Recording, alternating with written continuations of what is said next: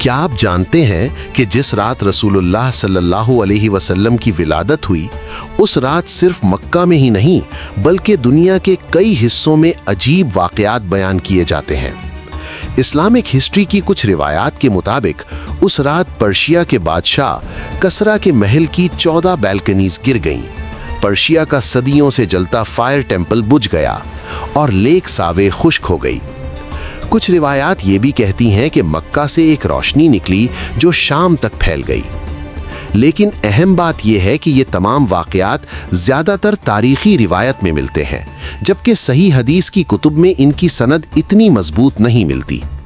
اس لیے علماء کے درمیان ان واقعات کے بارے میں مختلف رائے پائی جاتی ہے، مگر ایک بات بالکل یقینی ہے، اس رات دنیا کو رحمت للعالمین صلی اللہ علیہ وسلم عطا ہوئے اور یہ تاریخ کا سب سے بڑا تبدیلی کا لمحہ تھا۔